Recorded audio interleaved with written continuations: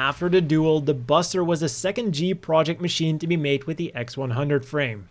But rather than focusing on close to mid-range, the Buster was instead designed as an artillery support unit. Just like today's partner, ZAFT is a self-care application designed to support you. You can manage your stress and anxiety through meditation or yoga classes, chill out with their vast library of music, which includes ambient sounds, nature sounds, binaural beats, and my personal favorite, lo-fi. Because let's be real here, what can be more relaxing on a rainy afternoon than building a Gunpla with some good lo-fi? Then they've got a section for psychological advice, and if you've got trouble sleeping, you might want to give their sleep stories a shot. So if you want to try out ZAFT too, you can download the app for free right now with the link down below. And by using that link or my code Kakarot, you'll also get a 60% discount on a yearly premium plan. But back to our long-range Gundam now. Something that was of course immediately noticeable by looking at its weapons. Rather than a simple handheld beam rifle, it now had a 350mm gun launcher and 94mm high energy rifle that were connected to the hips as its main weapons. The gun launcher on the right was a railgun that could fire a variety of rounds, but most often it would use some kind of shrapnel ammo to aid this long-range machine in both close combat and as a missile countermeasure. But it could also be loaded with armor-piercing or high-explosive squash shells depending on the situation. The 94mm high-energy rifle then was, simply put, the strongest beam rifle of the original 5G weapons, which, as a result, also drew more power.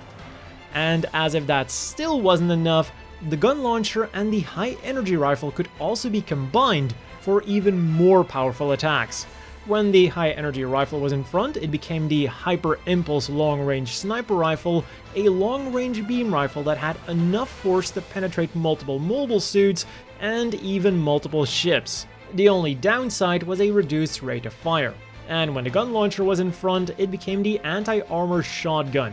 It could now fire multiple rounds in one go, resulting in an even bigger spread, which then made this combination ideal for either engaging multiple targets at once, or speedy targets that were difficult to shoot down with a semi-automatic beam rifle or sniper rifle. And while all of this power is fine and dandy, there was one issue that the Buster needed to overcome. Just like the Duel, the Buster's armor consisted of phase shift armor, an electric armor system that rendered physical attacks useless. At least as long as it had enough power left in its battery.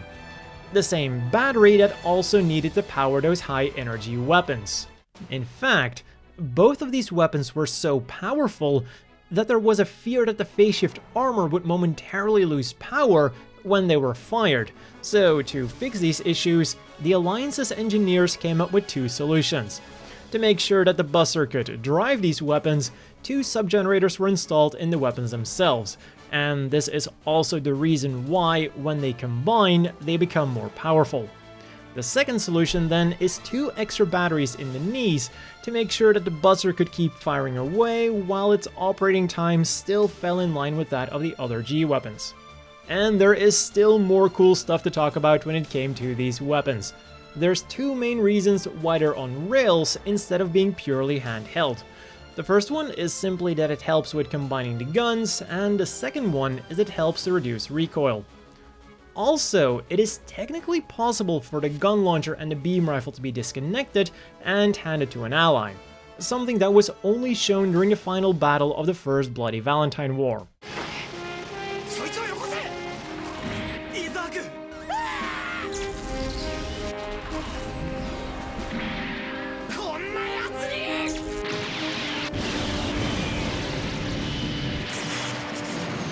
To make sure then that the Buster would actually hit its targets with these weapons, it was outfitted with a large sensor on the head that was protected with extra armor.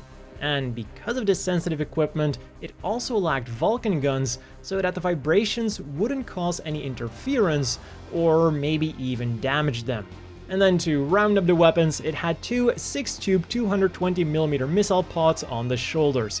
They housed short-range infrared-guided air-to-air missiles and mainly served to bolster the Buster's close-range defenses. The idea here being that the missiles could be fired, while the buster itself could retreat to a more favorable position.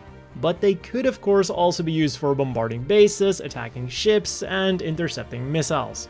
And depending on the situation, they could also be replaced with smokescreen bombs or gas discharge bombs. And because of all this equipment, it also shouldn't come as a surprise that the buster was by far the heaviest of the original 5G weapons, and that is despite not having a shield. The reason for this being that it was thought that it wouldn't need one because it wasn't supposed to be a frontline machine, and that it would mostly rely on its allies to keep its enemies at bay. That being said though, this did not mean that the buster was completely useless in close combat either. We've already covered some of the weapons that it could use to defend itself, but also, thanks to its nimble X100 frame, its mobility was still comparable to the earlier Duel and the later Strike. But unfortunately for the Alliance, they wouldn't be able to use this amazing long-range machine for long. Before it could even be officially introduced, it was already stolen by ZAFT. However, this did not stop them from making some variations and even trying to mass produce the thing. At first, the plan was to turn the buster's weapons into a striker pack so that it could be used with the high-performance A1 Dagger. However, it was quickly determined that it wouldn't have sufficient power as a striker pack, and the idea never left the drawing board. Instead, they decided to go for a full-on mass production model based on the aforementioned A1 Dagger. And if you want to know more about this unit, I'll have a link to my Dagger development history on screen, in the description, and in the pinned comment. The second variant then was an upgraded version known as the Verde Buster. This machine started its life as a normal Buster Gundam as part of the Earth Alliance's Elite Phantom Pain unit, but then under the Action project, it would be further customized for its pilot. And in order to become the Verde Buster, it would definitely receive quite some upgrades. First of all, for its role as long-range support unit, the 94mm high-energy rifle and 350mm gun launcher were upgraded and were now mounted on the shoulders. For the most part, they would function the same, but they could no longer combine to form their high-powered versions. To compensate for this then, the Verde Buster's main weapons now became two M9009B composite bayonet beam rifles. By themselves, they fired already quite powerful beams, but by combining them, they were able to fire beams powerful enough to severely damage a space station. And for close combat, they were equipped with bayonets that could generate a force field. Not only did this help them to cut through enemies more easily, but it also helped to extend the effective range of the beams. The two shoulder-mounted 6-tube 220mm missile launchers then remained roughly the same, but the shapes of the shoulders they were mounted on were completely different, and they also received large thrusters on the back, possibly to help the Verde Buster with its close combat capabilities. Another change then that was made to accommodate close combat was extending the extra armor of the main sensor to now cover the entire face. This way it would also protect the eye sensors. And since we're on the topic of sensors, these were also upgraded, and combined with improved hands and fire control system, the Verde Buster had significantly improved accuracy. The final two main changes then were replacing the phase shift armor with the new and more energy efficient variable phase shift armor, and adding a power extender to the machine. Two upgrades that would increase the operating time of this very energy hungry machine. Unfortunately, none of these upgrades would prove sufficient to protect the Verde Buster's pilot from himself.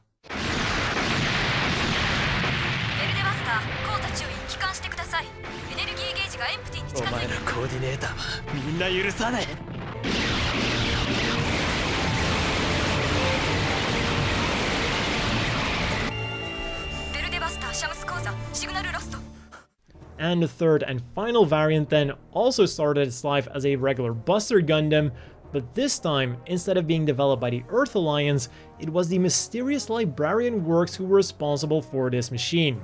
And upon its completion, they dubbed it the Hail Buster, after the English hail, in reference to its firepower that would hail down on its enemies. and one of the most interesting features were the two main weapons. They're still just the 350mm gun launcher and 94mm high energy rifle, but now they're flipped around, and instead of being connected to the hips, they're now connected to the backpack. And that backpack isn't just any ordinary backpack either. It's a striker pack, appropriately named the Buster Striker. Apparently, they were able to achieve what the Alliance couldn't without sacrificing performance. And this then of course also means that the Hail Buster can be outfitted with any of the other striker packs. Also, because of this new configuration, there have been some rumors that the guns can no longer combine into the Hyper Impulse long-range sniper rifle or anti-armor shotgun, but it is commonly believed that they still can. As with almost all of the other Buster variants then, it also retained the two 6-tube 220mm missile launchers, but they now also had a 120mm 3-barrel anti-ship Vulcan bolted to the hatch of each one of them. And because they're designed to deal damage against ships, they're of course also very effective against enemy mobile suits. The other big difference then was that it now had Mirage Colloid that can turn the mobile suit invisible to both the naked eye and sensors. And as if that wasn't enough already, its own sensors also received an upgrade for a reported 30% increase, and it also got extra sensors on the chest and the face. And these new ones could instantly recognize and analyze an enemy mobile suit, something that gave the Hail Buster even more accuracy and also helped the pilot with choosing the best course of action. Finally then, its armor also got changed around a bit, with the biggest change being different knee armor for a more stable firing position when kneeling. And all of this came together in one dangerous package. It would use its Mirage Colloid to close in undetected, use its sensors to get a perfect overview of all of its enemies, and then unleash a hail of bullets, beams, and missiles to take them all out. And then one final thing that I quickly wanted to mention before wrapping up this video is the underwater equipment that made its appearance in the Gundam Seed RE manga. It's made out of parts of the Goon and the Zono, and give the Buster Gundam improved underwater combat capabilities. Also, the cruising mode looks like the Goon, and the deployed mode looks like an underwater version of the Meteor. And that has been all for the development history of the Buster so far. Of course, it would also get a spiritual successor in the form of the GAT X131 Calamity, but that is a development history for another time. So if you enjoyed this video, be sure to give it a like and subscribe for more similar videos in the future. Don't forget to check out yours up with the link down below.